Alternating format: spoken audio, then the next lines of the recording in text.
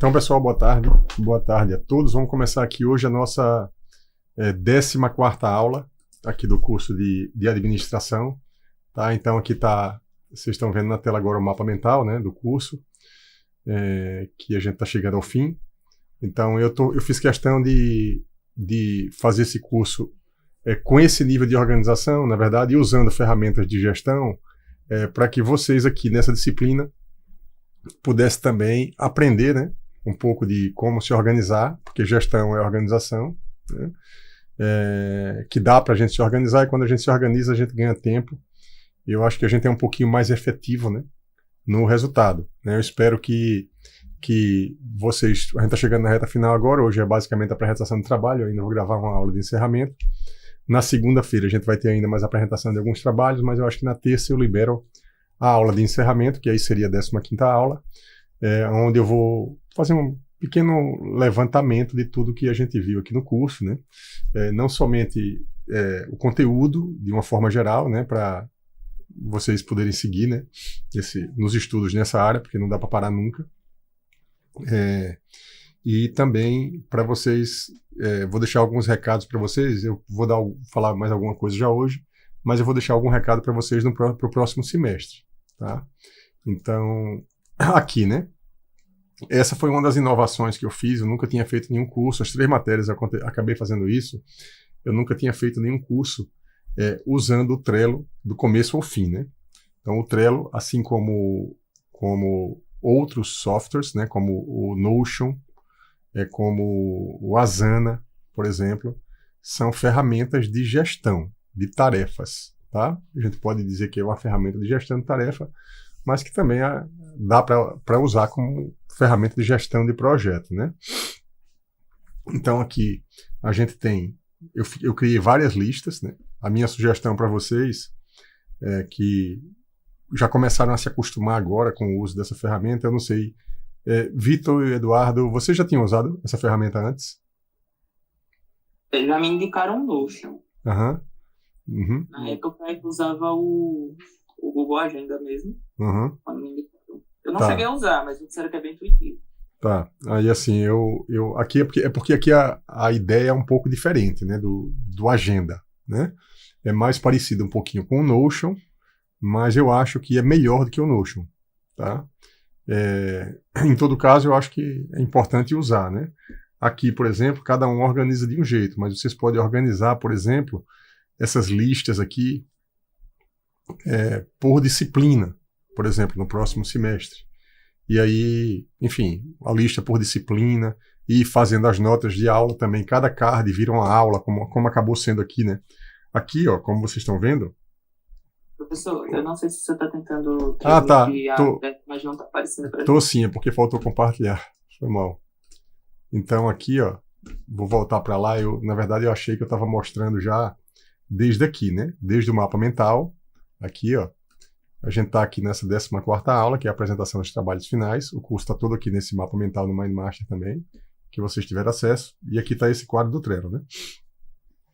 Então aqui eu criei algumas listas, que é o que você consegue criar aqui, ó, que facilitaram muito o processo para mim, né? Então, a do próximo semestre, inclusive, já está pronta, que eu montei a partir dessa. Então está muito mais organizada já do próximo semestre, porque foi muito mais rápido de organizar, porque eu já tinha essa pronta. Então eu duplico e começo de novo, né? E vocês poderiam usar, por exemplo, para cada disciplina, de repente, ter uma lista, para cada projeto, aí é do uso de cada um, né? Então, mas aqui o fato é que a gente conseguiu usar até o final do curso. A primeira coisa que eu faço é pego o PDF do calendário acadêmico, aquele PDF que eu tenho acesso, vocês têm acesso. Aí eu pego cada data daquela. Na verdade, depois que eu instalo aqui o Power Up do calendário, que é esse aqui, ó. Vocês estão vendo aqui, tá vendo que tá azulzinho aqui? Então, cada data daquela foi entrada aqui, virou um card aqui do Trello, tá? Então, aonde tem calendário acadêmico, tá? Eu estava conversando um pouco com o Eduardo aqui antes, né? Para vocês verem aqui como fica, quando você faz isso no começo, como fica organizado, ó. Eu tenho muito controle das datas, ó. Olha aqui. A gente está hoje aqui no dia 13, tá vendo? Então, essa aula 14 que está marcada lá naquela lista que vocês viram, ela está aqui quando eu venho para o formato calendário. Se eu clicar aqui, aí eu vou para o card dessa aula de hoje, essa aula que está tendo agora. Aí aqui, ó, por que eu sei as datas? Porque, ó, aqui tem também do calendário acadêmico, dia 15, dia do professor. Aí tá faltando aqui, e faltou digitar isso aqui, mas esse dia aqui, ó, início do período para reavaliação. Esse dia aqui, é que eu faltou adicionar esse cartão, eu vou adicionar agora. Prazo, aqui tem um prazo para digitação das notas AB2. Esse é o prazo que a gente tem. Vou colocar aqui, tá, o finalzinho do dia. Tá? Aqui, aulas e dados importantes. Ele está colocando lá numa posição determinada, adicionou um cartão lá, ó. Tá vendo? Mas eu posso vir aqui, como isso aqui é uma coisa do calendário acadêmico, eu venho aqui, cadê mostrar mais etiquetas? Eu venho aqui, calendário acadêmico. Permitir. Então eu venho aqui, calendário acadêmico, tá? Porque é uma coisa do calendário acadêmico, salvei. E aí eu fico com essa visão aqui, ó. Tá vendo? Aqui hoje, o dia 17, terça-feira, é o prazo para digitação das notas. Quem não apresentar hoje, ainda tem o dia 16 e o dia 17 para me apresentar os trabalhos finais, né? AB2. Aí a partir daí, como eu falei para vocês, ó, tem aula de encerramento do curso, que eu vou gravar e vou liberar para vocês no dia 18. Tá? É a última aula, o último vídeo da playlist. Aí aqui, no dia 19, é o início do período para reavaliação. Aí tem, ó, os professores podem fazer, né, em tese, dia 19, dia 20, a reavaliação. Aqui termina, dia 21. São 3 dias para reavaliação, para a UFAL inteira. E no dia 23 é o início do período para reavaliação, para a realização da prova final. E aqui no dia 25 é o fim do período para a realização da prova final, ou seja, na outra quarta-feira, e o término do período do semestre letivo, né? Que não sei se tem um card, acho que não tem um card aqui, eu estou com um card em outro lugar que tem o início do próximo semestre, né? Então, aqui fica tudo organizado, e essas datas que estão aqui são exatamente essa lista que está aqui, ó. A partir do momento que eu adicionei aqui, ó, aquele calendário, eu posso pedir para ordenar aqui, eu vou pedir para ordenar. Ó. Na verdade, se eu fizer essa ordem, não vou ordenar agora para não bagunçar muito, mas depois que eu ordenar aqui, isso aqui fica tudo organizado. Enfim, e aí eu fico com todas as aulas cumpridas, né? E desse jeito que está aqui. A diferença que vai ter, por exemplo, para o próximo semestre, é que eu vou usar a plataforma do Google Classroom. Vocês usam? Algum professor usa o Google Classroom com vocês? A gente usou bastante durante a pandemia. Mas depois ninguém usa mais não, né? Acredito que não. Alguém usa o Moodle com vocês? Alguém usa o Moodle? O Moodle, sim, bastante. Tá. Mas assim, algum professor ainda deu aula ou dá aula remota para vocês, assim como eu estou dando no final? Só em casos bem Excepcional. Uhum. Tá. Beleza. Então vamos lá. Vamos seguir aqui. Então eu fiz essa introdução aqui, né? Como vocês estão acompanhando, então aqui eu estou no Miro agora. Vocês estão vendo aí também, né? Então eu vou abrir aqui a administração 07 aqui, a turma. Então todos os quadros da turma já estão aqui, né? Então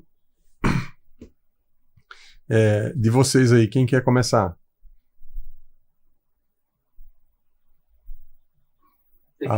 A apresentação. Essas honras, Vitor. Ah, tudo bem, pode ser. Eu posso abrir aqui. Você prefere compartilhar a tela, Vitor, ou prefere que eu abra aqui e você vai falando? Eu prefiro que você abra, porque eu tô pelo celular. Ah, maravilha, maravilha. Então, deixa eu ver aqui onde é que está o seu quadro. Fábio, Diogo, Alisson, Ana Laura, Sidney, Natan, Alejandro, Viviane, Eduardo, Natália, Kevin, Eduardo, Bruno, João Feitosa. Acho que não está aqui. Deixa eu ver. Acho que está fora do... Eu já tinha visto seu quadro. Acho que ficou fora do quadro da turma. Eu vou colocar agora aqui. Ó. Deixa eu ver aqui como é que eu... Deixa eu ver, ó, ele está fora de projeto, tá vendo? Vou botar aqui, vou mover ele para o projeto da turma, que é o ADM 07 oficial aqui. Não precisa notificar as pessoas, movi. Tá? Movi e sair aqui. Então aqui, eu vou começar aqui, quando chegar na parte do trabalho dessa AB2, né? Aí eu paro, mas eu vou só para dar uma ideia para vocês, né? Como eu falei no início, ó, a melhor coisa de usar, por exemplo, essas ferramentas tecnológicas é que fica tudo muito organizado e vocês sabem exatamente onde é que colocaram as coisas, né? Porque às vezes a gente trabalha em mais de um computador, fica com coisa numa pasta, fica com coisa em outra pasta, no computador na universidade, em casa, e acaba tudo ficando muito bagunçado e se perde muito tempo. E eu trabalho muito focado em ganhar tempo. No caso aqui específico, por exemplo, para mim fica muito mais fácil de corrigir as coisas e de atribuir uma nota a vocês e avaliar, vendo o todo. E aqui, no quadro do Miro, eu consigo ver o todo, tá? Então, desde o começo aqui o quadro do Vitor, né? Tudo organizadinho aqui, ó. Então, desde o começo, que tem, por exemplo, aqui foi resumo de uma aula online, que eu falei do PDCA. Depois a gente entrou naquele canvas das competências, né? Que tem muita coisa para extrair aqui, para vocês levarem para a vida, né? Nesse canvas aqui. O Ikigai também, a mesma coisa. Acho que a gente vai voltar, veja que, como eu falei lá no início do curso, né? O curso é todo concatenado. Quando eu faço essa atividade aqui, eu estou pensando nas últimas atividades também, que vocês vão ver que tem uma relação direta, né? O Vitor chegou até a comentar isso comigo, tá? Aí aqui, na verdade, foi depois que a gente viu a parte de habilidades, eu coloquei a aula que tem falando sobre as habilidades que o mercado procura, né? E aí eu estimulei vocês a pensar em quais as habilidades que vocês precisariam ter, né? A partir dessas aqui. Aqui, na verdade, são as habilidades que cada um tem. Aqui é muito pessoal. Essa é uma outra vantagem do modo digital, do modo online, como eu estou fazendo com vocês, porque a gente consegue fazer coisas personalizadas, praticamente. Acho que nunca eu tinha trabalhado com personalização, por exemplo, na hora de você ensinar, né? Então, é por isso que eu falo que é quase uma mentoria. Então, aqui tem as habilidades que ele já tinha. Aqui tem as habilidades de mercado e habilidades que ele pode treinar. Então, eu explorei aqui, né? Ele colocou aqui, ó, a habilidade que ele gostaria de ter, né? Mais, né? Aprimorar. Então, análise de dados e engenharia de software. E aqui tem um passo a passo, né? De uma conversa, uma consulta que ele fez ao ChatGPT aí, de como ele poderia, ó, um plano de ação, né? Em administração, tudo remete a um plano de ação. O que é que eu vou fazer para, né? É como se eu estivesse fazendo com vocês um pequeno PDCA específico para gerar aquela habilidade, né? Então, aqui, né? Os comentários, né? Quando você termina aí, bota aqui que está finalizada. Aí foi quando eu pedi ainda para vocês definirem qual a aspiração, né? Aqui, ó, qual a aspiração, usando a estratégia, a metodologia SMART, né? Então aqui o Vitor colocou algumas coisas aqui, eu não vou passar nesse detalhe, ó, tem metas para 2025, meta para 2026. E aí aqui o gráfico da roda das competências, que normalmente a gente usa para auxiliar, fazer com que a pessoa olhe para essa roda da vida aqui e veja, por exemplo, qual é a área que tá pior e possa desenvolver ações aqui nessa região para ampliar, né? Com cuidado para não complicar as outras, né? Porque a gente sempre que olha mais para um lado, abandona o outro. Então a estratégia é manter isso aqui, né? No nível bom. Então isso é uma forma boa de fazer avaliação, né? De como é que está, no caso específico, as áreas da vida, ou mesmo vocês podem usar essa estratégia até para as disciplinas na universidade, tipo fazer uma roda dessa com essa planilha, com as disciplinas, e ir acompanhando qual é a disciplina que vocês estão bem, qual é que estão mal, porque você olhando para esse gráfico aqui em formato de um radar, né, você começa a ver aonde é que você precisa atuar mais. Esse gráfico, visualmente, ele ajuda muito nesse sentido, né? Então aqui, aí agora sim, a gente foi para eu acho que é a partir daqui, na verdade, desse gráfico, né, do Scale Up, né? Desse mapa do Scale Up aqui que a gente passou, que começa basicamente, né?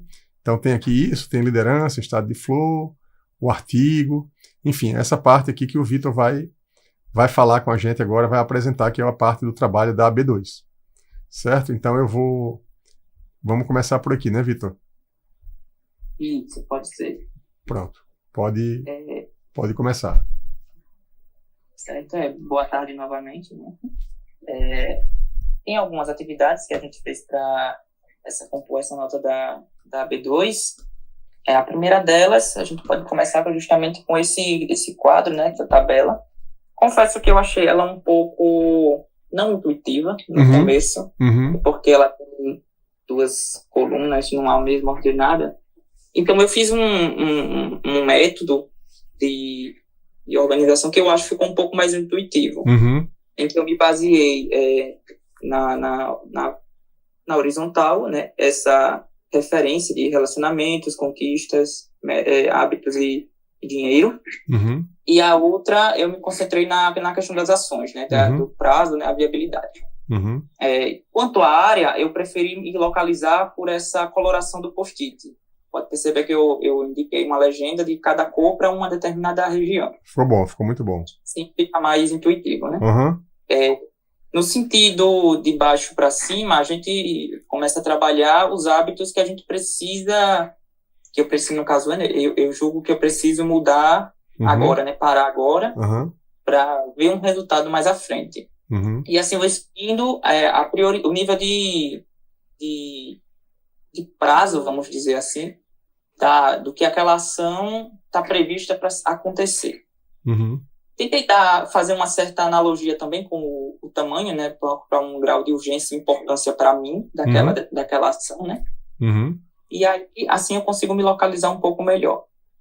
Se eu quer que eu cite as ações especificamente? Não, o detalhe não precisa. O detalhe eu faça hoje, que eu exijo uma mudança drástica, como também eu ainda não tenho uma visão muito distante. Por isso, se a gente for perceber no quadro, a maioria das ações elas estão bem centralizadas. É isso, exato. Eu tenho ações, entendeu? Ações a curto prazo, a médio prazo. Eu acho que isso pode significar um pouco melhor do que esse quadro está indicando. É que é normal. É normal isso. É normal. Pode seguir. A gente pode passar para a próxima atividade. Eu queria só comentar, né? Eu quero só comentar. Eu achei que ficou muito bom, né? O que você fez. A ideia dessas ferramentas é que você tem uma base para começar. Isso que você falou, eu não me adaptei muito. Eu achei um pouco confuso, mas você mesmo tentou esclarecer. E a ideia, o meu objetivo com ela, né? Era que você fizesse exatamente isso, né? A partir até daqui, né, a partir daqui mesmo, dessa identificação de áreas, né, que eu fui provocando vocês a buscarem, né, o que aqui vocês precisavam mais, é pensar exatamente no curto, médio e longo prazo, aqui, né, porque normalmente isso é uma coisa que a gente não faz, a gente não ainda até, inconscientemente a gente até faz, mas a gente não faz de forma estruturada. Então essa análise que você fez, né, de que tem coisas que são muito distantes, mas só você pensar no que você quer para daqui a 10 ou 25 anos, como ele coloca aqui, já dá uma noção boa, porque o meio aqui é o meio do caminho, né? É o meio do caminho. Então, tem que ter ações aqui, apesar de você, a parte de cima, ela ainda ser muito distante, como é para todo mundo, né? Mas você olhando para ela, que é o que a gente chama de uma visão, né, de longo prazo, você pode ir definindo algumas ações no médio e ir caminhando e até ir ajustando ela, né? À medida que o processo vai caminhando para frente, né? Mas foi muito bom, muito bom. Gostei muito do esquema das cores que você fez aí também e das informações todas que você deu. Quer vir para cá, para o liderança e o estado de flow? Não, pode ser, a gente pode criar isso. Tá. Eu achei a temática interessante. Eu não tinha... A gente, assim, de certa forma, até conhece o tema, mas não conhece por essa nomenclatura, né? O estado de flow. É interessante sobre isso. E a proposta da apresentação era falar sobre o estado de flow, né? como utilizar isso para liderar pessoas. Uhum. Né? Uhum. Eu pensei numa ideia para a apresentação como uma espécie de treinamento Uhum. que um bom líder precisa ter para colocar uma equipe em estado de flow. Uhum. E não adianta uma equipe bem desenvolvida, uma equipe bacana, e o líder não saber o que fazer. Uhum. Acho que isso é um ponto que precisa ser estudado também. Para fazer uma analogia, eu vi, o ChatGPT me indicou essa analogia que eu achei bem interessante sobre a questão de se escalar uma montanha. É algo que visivelmente é difícil, exige treinamento, exige recursos, exige uma série de coisas que são importantes, mas, ao mesmo tempo, se você não tiver a convicção, não tiver o objetivo claro do que você quer fazer lá em cima, também não adianta. Então, o estado de flow, ele se confunde com ele representa essa determinação para se chegar no topo dessa montanha. Uhum. E a liderança, né, o poder do líder, ele funciona como uma bússola nisso. Né? Ele direciona a equipe. Achei interessante essa analogia. E é com ela... Você pode dar um Você zoom? quer que eu passe? Quando quiser que eu passe para o slide, você fala que eu passo. Sim, Tá? agora eu quero. Passando para uma introdução, né, do que é o estado de flow, ele fala, é um momento em que estão imersos em uma atividade que o tempo voa e o desempenho atinge seu ápice. Eu gostei dessa expressão. Uhum. Ela fala basicamente que o estado de flow é aquele ponto em que as habilidades e a dificuldade da ação elas estão no melhor indicativo, vamos dizer assim, para que a atividade seja mais satisfatória, né? O resultado seja o mais alto. É um processo de otimização mesmo. Então, o líder tem esse papel de direcionar a equipe nesse ponto, de dar os devidos obstáculos, mas que a equipe seja capaz de superar, né? E aprender com isso, que é o mais importante. Então, o estado de flow é esse estado, é justamente esse ponto em que essas atividades elas vão engajar a equipe sem travar ela no trabalho, no serviço, na vida. Pode passar. Eu encontrei algumas frases, de autores, né, pensadores, que não necessariamente estavam falando sobre o estado de flow, mas, como eu disse, algo intuitivo. A mais interessante que eu encontrei foi essa de Albert Einstein, que ele fala: a mente que se abre a uma nova ideia jamais voltará ao seu tamanho original. É justamente isso. A gente é muito fácil, principalmente no trabalho, na vida acadêmica, a gente se prestar um serviço repetitivo, muitas vezes, e fica no piloto automático. E quando isso acontece, é ruim, porque além da gente não aprender mais, porque a gente está só repetindo mais do mesmo, a chance de a gente cometer um erro é muito grande. E dependendo da área, o erro ele pode trazer uma problemática muito séria. Então, quando a gente aprende algo novo, a gente dificilmente volta a fazer o que fazia sempre, sem nem prestar atenção. Né? Pode passar. E aí, onde é que entra o papel do líder, né? Dentro desse estado de flow? Né? O líder ele entra principalmente como um mediador, né? Um agente que vai inspirar a equipe, né? Guiar eles em um caminho para chegar a esse estado de flow, né? Essa analogia com o xadrez, eu gostei de pensar, de que quem seria o líder dentro de um tabuleiro de xadrez? Uma coisa que eu pensei há uns 3 dias atrás, quando eu estava realizando como ia ser a apresentação, eu tinha uma resposta, que seria o rei. Né? O rei ele seria o líder. Mas a verdade é que o rei não é o líder. O líder, na verdade, é o jogador. É ele que está direcionando todas as peças, é ele quem está vendo o que vai acontecer e qual a melhor ação. O líder ele está ali como o rei ele está ali como mais uma peça. Ele também faz parte do jogo. Mas o verdadeiro líder é o próprio jogador. Eu achei interessante isso, né? Ele não é muito intuitivo, mas quando a gente para pensar, é exatamente isso. Um exemplo que apareceu também, né, durante a pesquisa foi o caso do Steve Jobs. né, ele tinha uma missão ali dentro, né, na empresa, né, na Apple, durante o desenvolvimento do iPhone. Talvez se o Steve Jobs tivesse sido apenas o dono, né, só dando metas e mais metas e mais metas, sem engajar a equipe, talvez a Apple não fosse o sucesso que foi hoje, né? Talvez não tivesse alcançado o patamar que se chegou. Então, assim, o papel dele como líder, como um agente inspirador da equipe, com certeza deu uma reviravolta no resultado, né? Pode passar, professor. Os benefícios do estado de flow. O primeiro de todos, a produtividade é aumentada, com certeza. É uma equipe engajada, uma equipe que gosta, entende e se vê no resultado final, com certeza tem sua produtividade aumentada, né?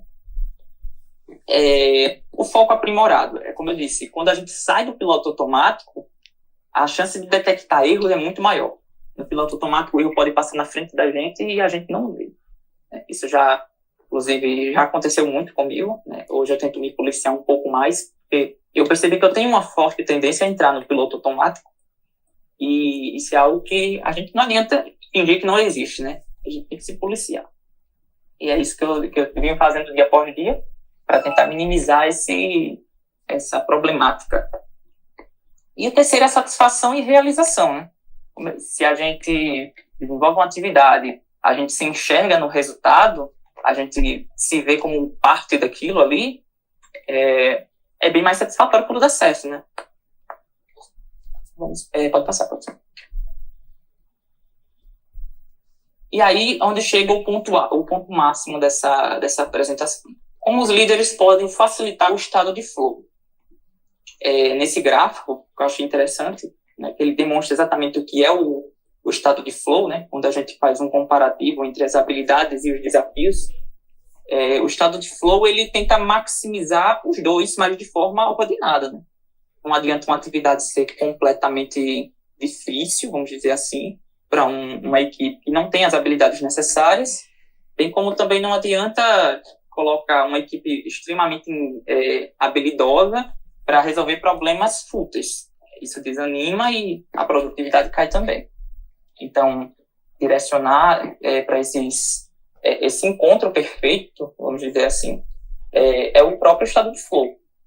Então, o líder que consegue identificar onde fica esse estado de flow, né, definir a intensidade dessas dificuldades e habilidades para que a equipe seja mais produtiva, ele tem que direcionar essas metas, né, tornar metas claras e desafiadoras. Proporcionar feedbacks contínuos e positivos também é um passo muito importante. O feedback, ele acorda o agente, né? Ele saber que alguém está vendo o trabalho dele, saber que alguém está apreciando e botando fé naquela ação, com certeza gira uma chave na cabeça da gente, né?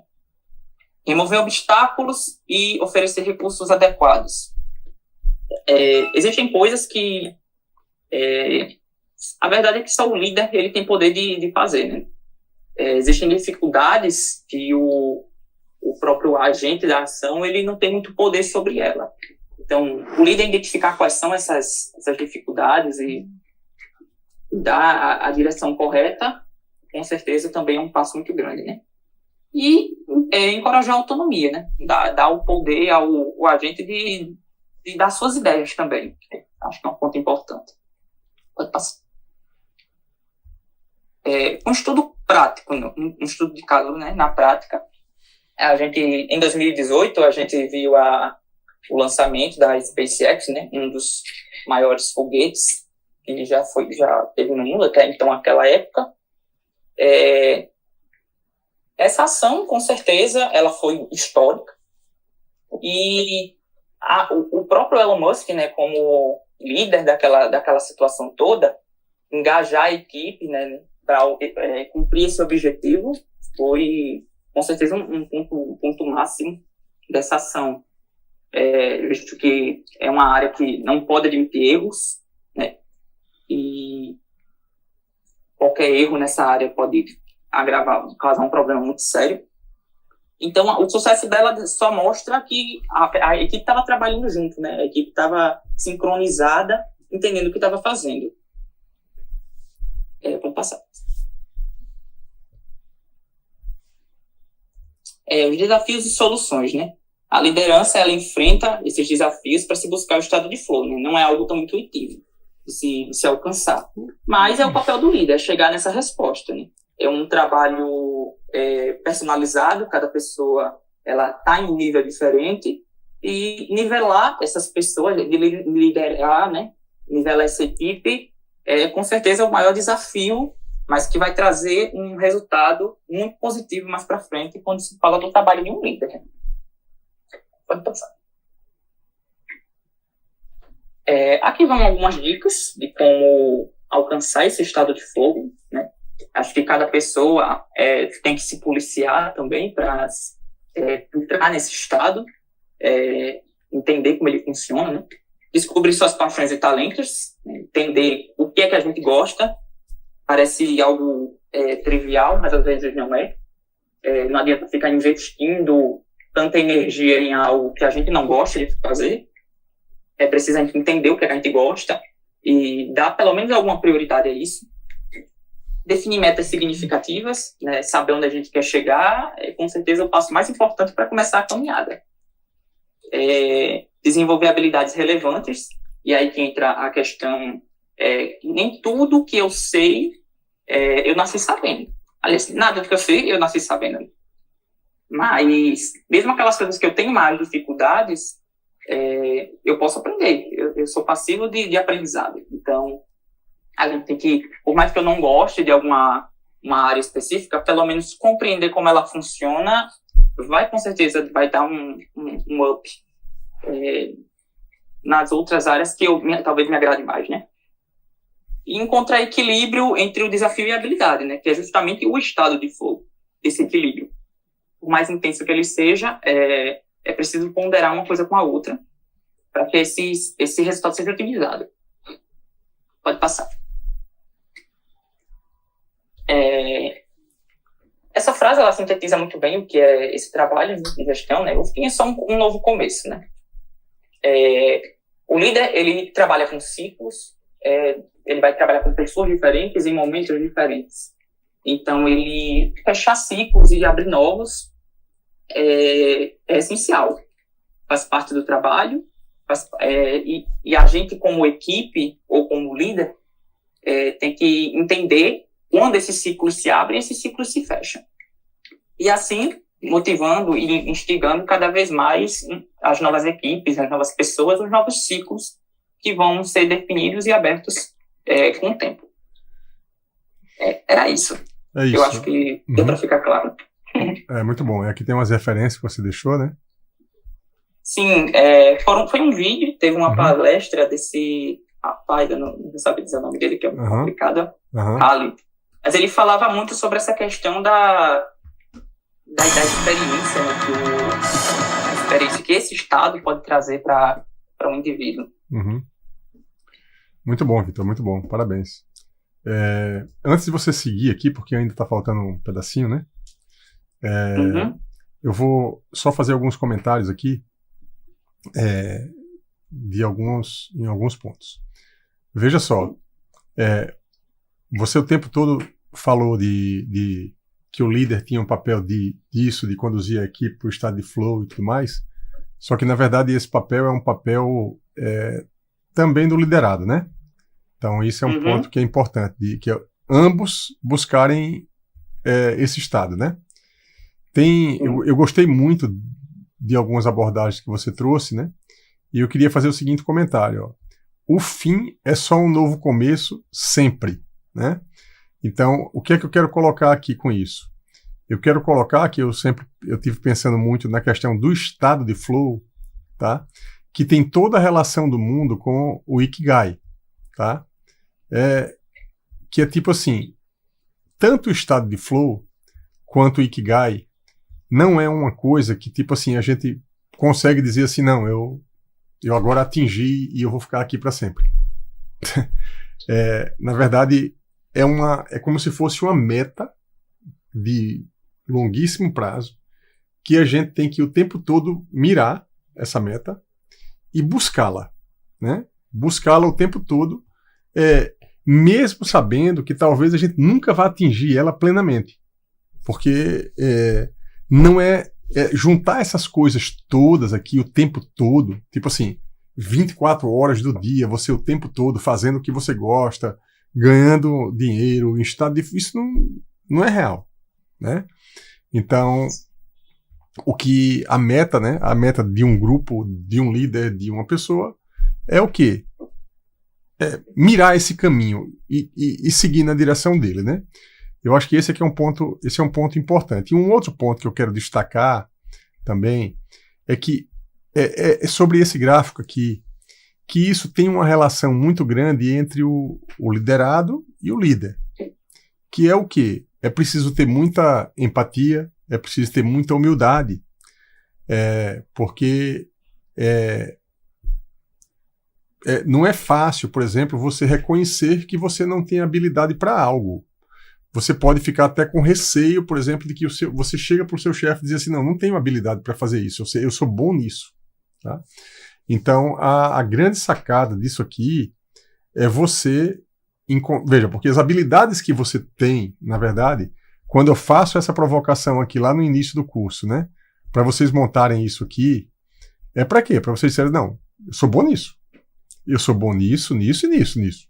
Tem coisas que não estão aqui. Não significa que você não vai ter essas coisas o resto da vida, mas você pelo menos fez uma análise aqui de que, olha, eu sou bom nisso, nisso e nisso.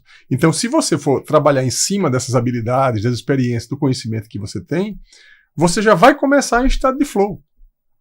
De repente, né, você vai começar num trabalho que... Qual é o ideal, né? O ideal, assim, o importante não é estar aqui, tá? Fazendo com muitas habilidades para fazer a coisa mais difícil, mas o importante é se manter nessa região aqui do início ao fim. Né? Por quê? Porque quem começou agora, por exemplo, que tem pouca habilidade em alguma coisa, mas que os desafios são bem postos, ele já entra aqui. Daqui para ele subir assim, é uma construção entre ele, o time e o líder. De dizer assim, não, meu próximo passo é para cá, eu quero ir para essa área, eu quero fazer essa coisa aqui, mas eu preciso até lá, eu preciso me capacitar, eu preciso aprender com as pessoas que estão no time. Enfim, mas é como eu falei, aqui assim, essa busca aqui, a gente em geral do Ikigai, a gente vai fazer a vida toda, e a gente passear aqui dentro do lugar que a gente trabalha, é assim o tempo todo. Né? Eu tive isso na UFAL, muitas vezes eu fiquei fazendo coisas que eu não tinha habilidade para fazer, e eu fui focando mais em coisas que eu tinha mais habilidade para fazer, e na verdade você fica aqui, ó. Você fica aqui, dentro dessa área.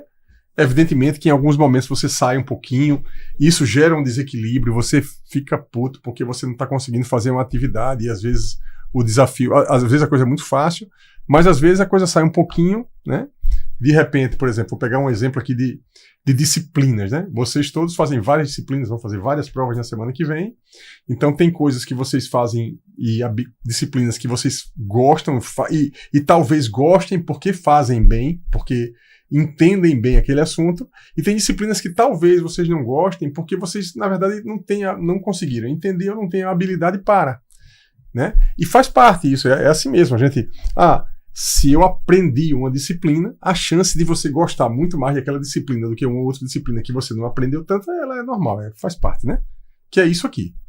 Então, esse ponto ficou muito boa, já tinha elogiado a sua apresentação, né? Quando você compartilhou comigo o board, e é isso mesmo, né? Então aqui, a minha ideia, né, é que vocês, veja, a partir do autoconhecimento, você tendo empatia, para ser líder, você vai começar a pensar também nas competências da outra pessoa, né, das outras pessoas da equipe, e cada um, e o time ir se organizando na busca pelo que ele precisa, né? Então, vamos agora, a gente vai fazer uma voltazinha agora, essa volta mais de 2 partes, né? Essa parte aqui de missão, visão e valores, que na verdade tem um pouco a ver com a aspiração, né? Que é esse primeiro quadro aqui, né? Então, aqui eu coloquei para vocês o desafio de procurar entender um pouco melhor a empresa que vocês sonham em trabalhar, não é isso? Então você pode começar aí a falar um pouco agora sobre a Horizon. Então, a Horizon, na realidade, ela é um grupo, né, é um grupo de capital. Ela investe em setores de meio ambiente. Aqui, mais especificamente em Maceió, a Horizon ela atua gerenciando o aterro sanitário que recebe o lixo da cidade, né, de Maceió inteira. Não é essa aqui não, né? É essa aqui de baixo. Porque essa aí, no caso, é o... Pronto, essa mesmo. Uhum. Deixa eu ver se é ela mesma. Mais especificamente, aqui em Maceió, ela gera esse aterro, né? O aterro, ele conta com o setor que recebe o material, o lixo, para armazená-lo no aterro. Ela conta com uma estação de tratamento de chorume e atualmente está desenvolvendo o projeto para a implantação de um sistema de recolhimento de biometano, né? Uhum. Hoje eu sou estagiário dessa empresa. Uhum. A minha meta, a minha aspiração é crescer dentro dela. Uhum. Não necessariamente aqui, mas, como eu disse, é um grupo, Uhum. do Brasil inteiro, e ela está com uma meta de crescimento muito grande. Que deu para ver aqui, né? Deu para ver aqui. Isso. Ela está com um projeto bem ambicioso de crescer, praticamente dobrar seu tamanho, talvez mais, em um período relativamente curto. Uhum. Então, primeiro, eu dei uma pesquisada para poder saber a missão, a visão e os valores dessa empresa. Para ver se elas compactuam, né? Se elas vão de encontro aos meus próprios valores. A missão foi proporcionar sustentabilidade em relação entre humanos e meio ambiente, inovando em soluções de gestão de resíduos gerados pela sociedade. É uma missão nobre, ela direciona a empresa para o que é o mundo hoje, né? Uhum. É um desenvolvimento socioambiental que reflete tanto na sociedade como pessoa, quanto na sociedade enquanto mundo. Uhum. Acho que é uma coisa que não pode mais ficar em segundo plano. Uhum. A visão da empresa... Vou colocar um pouco para a direita, professor, por favor.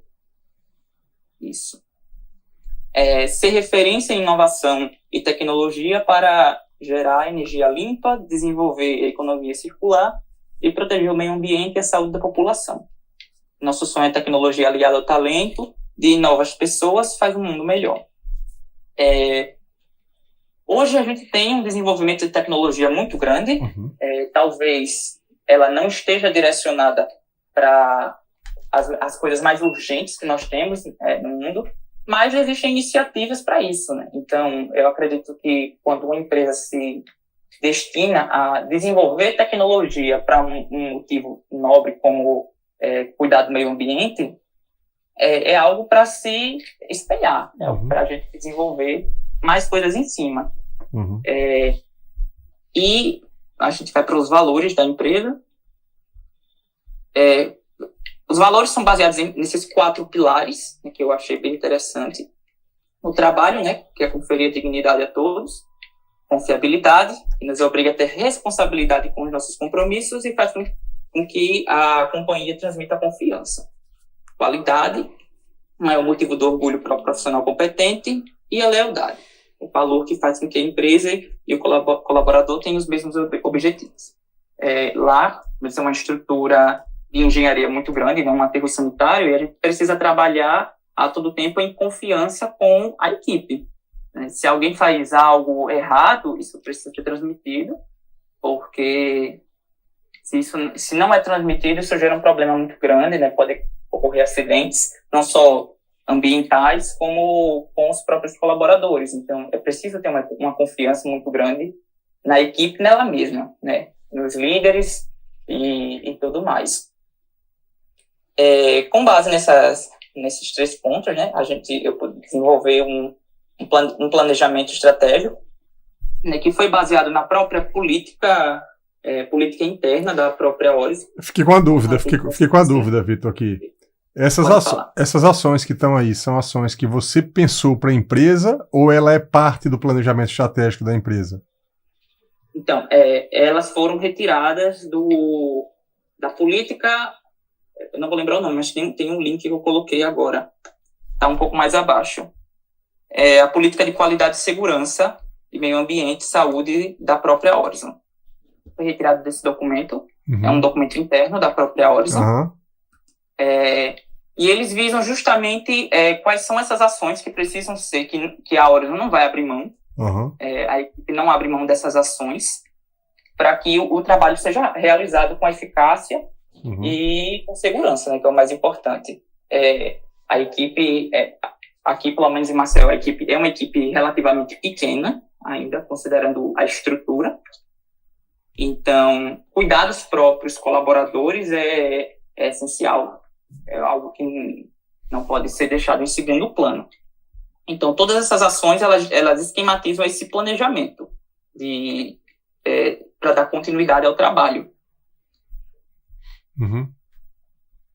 E mais à frente, teve esse plano de ação, né, visando como eu, como colaborador, hoje eu sou estagiário, mas como eu posso me desenvolver pessoalmente e profissionalmente para crescer dentro de uma empresa com esse perfil, né? Teve alguns pontos que foi possível abordar. Primeiro deles, pesquisa e preparação. Acho que o autoconhecimento e entender quais são os meus pontos fortes, os meus pontos fracos, e aquilo que a empresa exige de mim. Então, desenvolver essas habilidades, eu acho que é um passo primordial, tem que ser o início de tudo.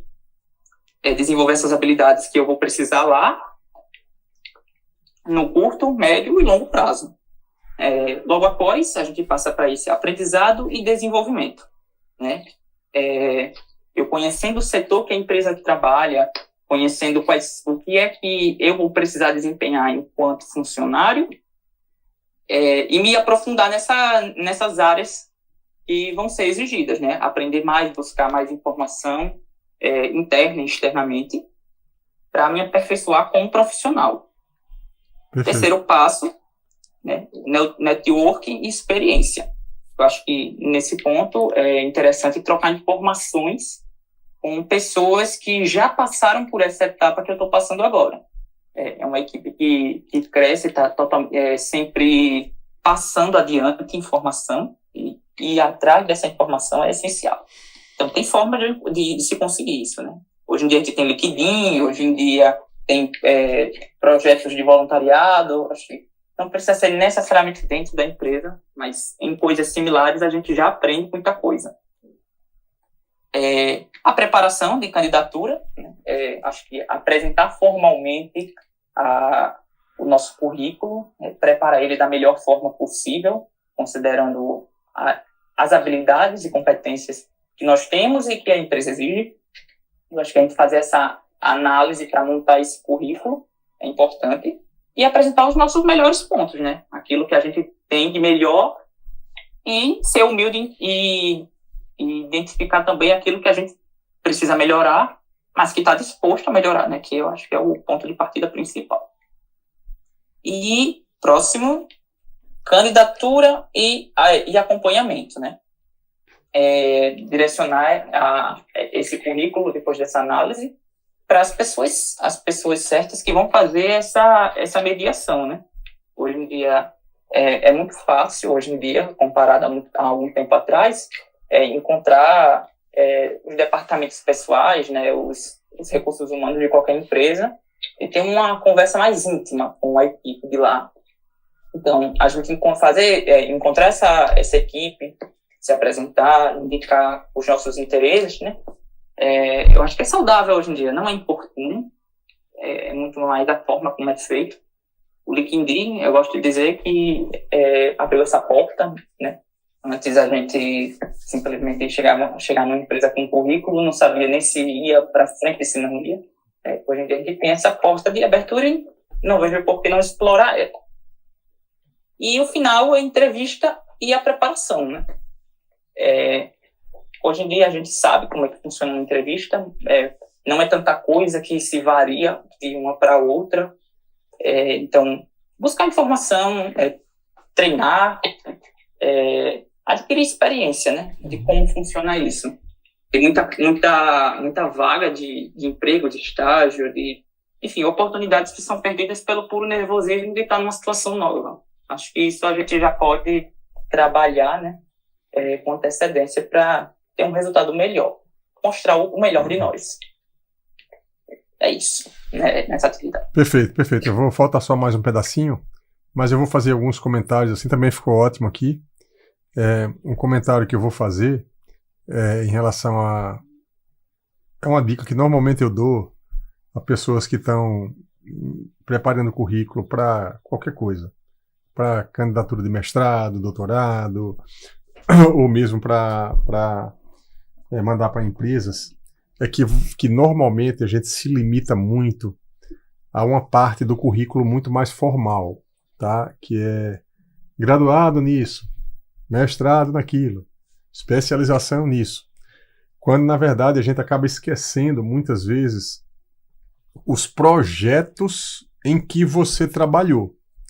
É muito importante que se você tiver um projeto ou projetos relevantes em andamento, que esses projetos relevantes apareçam no seu currículo. Por exemplo, você hoje é estagiário da empresa.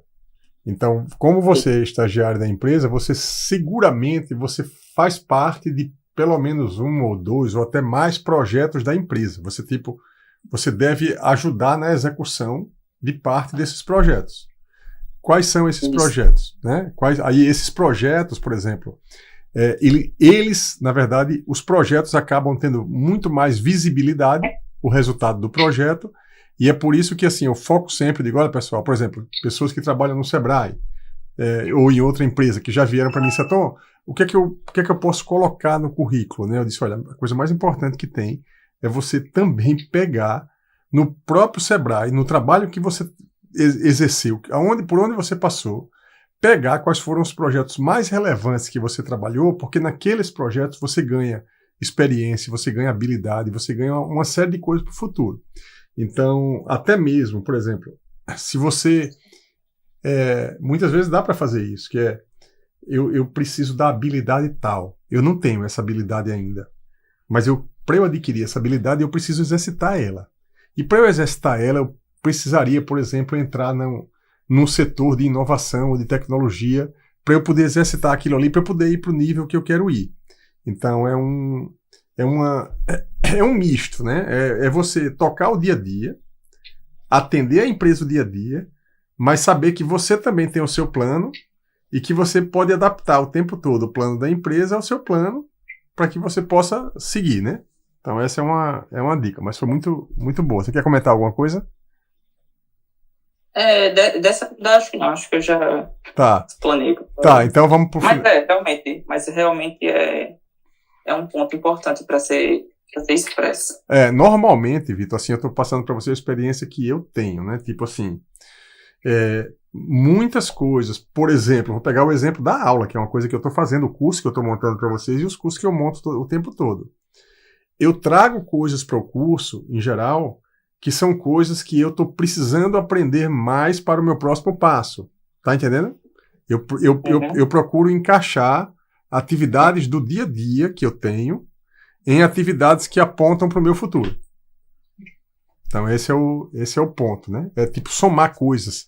Porque muitas vezes o tempo da gente não dá. Imagina que você está aqui fazendo uma coisa, trabalhando na função que você está, mas que o seu sonho você não dá nenhum passo para ele todos os dias, né? Então, para você conseguir dar um passo no seu sonho todos os dias, o quanto mais você conseguir trazer parte do seu sonho para ser executado ali no dia a dia do lugar que você está, eu acho que isso é importante, né? Vamos seguir aqui, então. A segunda parte, na verdade, a orientação que eu dei foi escolham 5. Eu dei uma aula sobre gestão de conflito, que é a parte também ligada à liderança. Eu disse, olha, escolham um artigo, escolham 5, na verdade, selecionem 5 artigos que vocês gostaram pelo título. Dos 5, vocês selecionam um que tem a ver com gestão de conflito. E desse artigo, vocês vão ler e vão extrair 5 lições e 5 ações que podem gerar na sua vida, daqui para frente, e podem te ajudar na solução de conflitos, seja na empresa, seja em casa, enfim. E aí você escolheu esse artigo aqui, né? Ordenamento territorial e resolução do conflito no território, a partir da política pública de mediação, né? Então é bem interessante aqui o trabalho, você veja que é um trabalho de direito, né? A gente tem na UFAL um professor que é especialista em gestão de conflito, que é o professor Valmir, né? Valmir Pedrosa. Foi ele que me indicou, na verdade, o livro do William Ury. Sempre quando eu quero ouvir sobre gestão de conflito, eu trato com ele, porque, na verdade, ele trata especificamente, ele tem livros, né, de gestão de conflito pelo uso da água, né? Então, porque existem conflitos em várias etapas, né? Enfim, pode ir passando aqui para você, Vitor. Foi só uma introdução dessa última parte. Perfeito. Eu lembro que foram direcionadas 5 palavras-chave para seleção desses trabalhos. Eu preferi me focar em especificamente 2. Eu acho que foram 2 que eu domino um pouco mais e eu entendo um pouco mais e pelo menos consegui aplicar numa área mais interdisciplinar. Que foi a resolução de conflitos e a mediação. A gente tem conflitos, basicamente, em qualquer tipo de área, é algo muito interdisciplinar. Por isso que eu dei uma passeada por essas áreas, principalmente na área de direito, né? E selecionei esses 5 artigos. O que mais me chamou a atenção foi esse terceiro, né? Que é a mediação. Porque aqui estão os 5 artigos, eu li somente um, né? Isso, são os 5. O terceiro é esse aqui, é esse? Não, é o que está lá em cima. É porque essa primeira linha, essa primeira coluna é um só. Esse daí, resolução de conflitos. Eu coloquei ele de novo no outro mapa, só para ficar mais ciente, né? Que é a mediação de conflitos, lidando positivamente com as emoções para gerir conflitos. Esse artigo da Lilian Maia é um artigo relativamente simples, ele não é tão longo.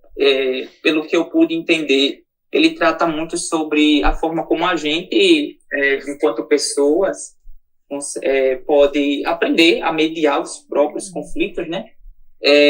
Através das emoções. A gente vai se conhecendo, né, se entendendo como pessoa, como ser limitado, a gente consegue aprender muita coisa e tornar a vida um pouco mais fácil.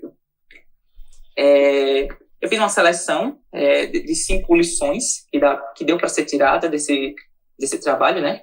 A primeira delas é essa compreensão emocional, né? O primeiro passo que o artigo ele vai dizer dessa sondagem que ela faz é entender a gente como pessoa, se entender, compreender o que nós somos. Se a gente não tiver esse autoconhecimento, não fizer essa autoanálise, não adianta, a gente não vai conseguir chegar a lugar algum. O que nós somos e o que nós estamos, né? Porque o emocional ele varia, né? Ele é mais variável, né? E tem essa questão também, nada é padronizado. Cada pessoa, cada indivíduo é de uma forma diferente. Então, quem vai conhecer a nós mais do que nós mesmos, né? A segunda ação, né? Uma comunicação autêntica. Você quer seguir aqui, quer seguir para cá? Ou... Eu prefiro apresentar as ações, ações primeiro, depois eu passo para elas. A segunda é a comunicação autêntica, né? Como ele diz, ao se envolver em qualquer tipo de negociação ou interação, comunique-se autenticamente, né? Não adianta a gente tentar passar para outra pessoa o que não é verdade, né? Uma hora isso vem à tona. Principalmente quando se fala de emoções, quando toda ação que nós temos, ela é espelho do que nós estamos sentindo. Então, se a gente não consegue, se a gente tenta transmitir uma ideia falsa do que a gente está sentindo, uma hora ou outra isso vai ser nítido para quem está vendo por fora. Não adianta. Essa comunicação ela precisa ser feita de forma genuína. Pode descer. Terceira, valorização do outro. A gente tem que praticar nessa valorização, porque somos pessoas que vivemos em sociedade. Então, as minhas ações vão refletir nas ações do outro. Então, a gente entender pelo que o outro está passando também, né? Depois que nós nos conhecemos, nós entendemos as nossas dificuldades, por que não ajudar o outro? a se reconhecer também. Talvez se a gente tivesse recebido a mesma ajuda, tivesse sido mais fácil esse autoconhecimento, essa mediação, ela é importante nesse sentido. Então, é valorizar o outro também, entender como é que funciona. E assim, evidentemente, os problemas eles vão sendo resolvidos com mais facilidade. A quarta, né? Busca por consenso. Estamos falando de negociação. Então, é preciso que ambas as partes concordem para a resolução daquele conflito. Então, saber negociar, saber entrar em consenso com o que as partes desejam, tentar colocar o ego um pouco em segundo plano nessa questão. Negociação nem sempre é uma questão de ganhar ou perder, às vezes é só uma questão de mediar. Então, buscar esse consenso é importante para a resolução do conflito. Se esse consenso não for encontrado, não for estabelecido, o conflito ele só aumenta, né? E o objetivo é resolver. Então, é preciso entender esse lugar entre o eu e o outro. E o último, né? Desenvolvimento pessoal. Aquela autoanálise que ela é proposta no começo dessa sondagem, feita pela Lilian, ela fala que após essa sondagem ser concluída, o passo final é o desenvolvimento pessoal. E se nós nos conhecemos, nós entendemos quem somos, automaticamente a gente está preparado para melhorar, né? E é daí que parte esse desenvolvimento pessoal, principalmente quando a gente está falando de inteligência emocional. E aí ela apresenta várias técnicas, né, para isso, né? A mais importante, eu acho que vale citar aqui, foi a autorreflexão. Pronto, partindo dessas cinco lições, eu selecionei 2 ações que podem ser tomadas para alcançar essas lições, né, para colocá-las em prática. Quanto à primeira, por exemplo, praticar a escuta ativa e expressar empatia. São 2 ações que, à medida que a gente vai pondo em prática, a gente vai se conhecendo, a gente vai entendendo os conflitos do outro, entendendo os nossos próprios conflitos. A gente para de se fechar exclusivamente para a gente, na nossa bolha, né? E levar ela para frente, né? Aumentar esse círculo é importante para a gente se conhecer também. Pode passar por você. E por aí vai, para não se estender muito. Essas ações elas são tomadas especificamente para poder dar um rumo prático de como colocar essas lições que foram aprendidas, né? Cada uma dessas ações elas vão ser importantes, elas vão ser únicas, mas não necessariamente só tem elas para serem expressas. Existem várias outras. Essa foi só uma pré-seleção. É um artigo bacana, ele não é tão longo, ele não deve ter mais do que 25 páginas, ele é bem curto, mas ele é simples de ler, eu me impressionei por conta disso, ele é um artigo que é bem simples de ser compreendido. Você quer comentar alguma coisa sobre isso? Não, vamos passar, é melhor passar um pouquinho por causa da hora aqui, por causa do tempo. Certo. Esse aqui foi... E essa última atividade, os tópicos que eu escolhi foi os indicadores, né? E fazendo uma analogia, eu coloquei na parte de cima, se eu quiser apontar, essa parte em verde, como um resumo, basicamente, do que foram os tópicos, né? Aí, exatamente. Falando o que são os OKRs, os KPIs, né? Uma definição mais clara, né? Do que são esses indicadores e para que eles servem, né? Mas, basicamente, resumindo tudo, é uma forma de avaliar o desenvolvimento e o alcance de uma determinada meta. E para colocar isso em prática, a gente pode ir para o fluxograma. Eu idealizei uma empresa espelhada na própria Horizon, que é onde eu estou trabalhando agora, e estimei uma meta, um objetivo da empresa. Pode dar um pouco de zoom para eu conseguir ver? Você quer em qual? No financeiro? No meio, no centro mesmo. A gente começa do centro e vai abrindo. Tá. Pronto. Vamos lá. A situação da empresa é a seguinte. A gente tem uma empresa do ramo de tratamento de resíduos sólidos e planeja aumentar sua receita em 40% em 5 anos. qual a disposição? A gente tem em vista que a empresa ela recebe os resíduos sólidos, né, da cidade, ela tem uma estação de tratamento de chorume e uma estação de captação de biogás. Então, como essa empresa ela vai ter estrutura para poder desenvolver e alcançar esse objetivo? Como eu disse, é uma empresa que ela é relativamente pequena, mas que está em uma área de atuação que almeja muito crescimento. Então, eu acho que para o prazo que foi estabelecido, ela é um prazo que é bem viável.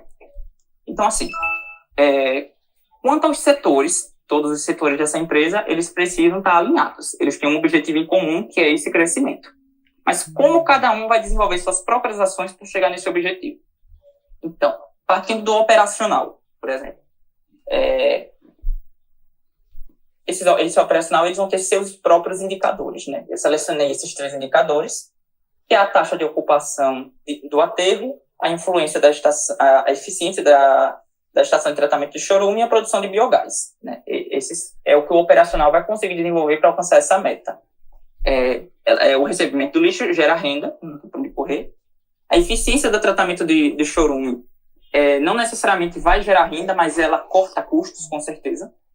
E a produção de biogás é uma possibilidade de crescimento financeiro.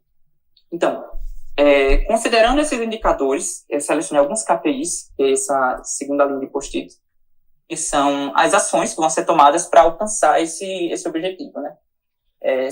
Tem 2 ações para cada um. E, na última, convergindo tudo isso, a gente tem um objetivo claro, que são os OKRs, né? O que cada um vai ter que otimizar para poder alcançar esse objetivo. Nós temos 3 OKRs, um para cada ação. E aí a gente tem números, né? É uma forma mais fácil de enxergar, né? Aumentar a taxa de ocupação do aterro acima de 95%, melhorar a eficiência da ETC em 15% e aumentar a produção de biogás em 20%. Pode passar para um próximo. Setor de marketing, por exemplo. Nós temos indicadores também que vão ser usados nessa, né? São a taxa de aquisição de clientes, a taxa de retenção de clientes e a satisfação do cliente. Todo o trabalho que vai ser desenvolvido aí, com base nesses indicadores, eles vão ter seus KPIs e os OKRs desse determinado setor para chegar nesse objetivo também. Eu pedi um auxílio justamente desses setores de lá da empresa que eu trabalho, que foi o espelho para a idealização dessa empresa, e eles me deram algumas dicas que eu achei bem interessante, não tinha pensado, até porque não é a minha área, então o setor operacional foi um pouco mais simples para mim, porque é onde eu atuo. Focando nos outros departamentos, como recursos humanos e o financeiro, também vão ter seus indicadores, seus próprios KPIs, seus próprios OKRs, onde todos eles convergem para um objetivo comum, né? Que é o objetivo do crescimento. Eu acho que ficou bem intuitivo, dá para ter uma noção. Os números eles vão ser, né, figurativos, já que, né, mas deu para entender a proposta. E para encerrar, no finalzinho a gente consegue ver um círculo de ações que podem ser tomadas caso essas metas não estão sendo alcançadas por algum motivo, né? Tem alguma coisa errada e sondar onde está esse erro também é uma ação que precisa ser cumprida, né? E aí tem algumas ações que podem ser tomadas, né? Cada uma, evidentemente, para a sua área. Perfeito. Muito bom. Muito bom, Vitor. Ficou excelente o seu trabalho. Muito interessante essa parte final aqui também. Acho que você ficou com uma ideia boa, eu acho, de tudo, né?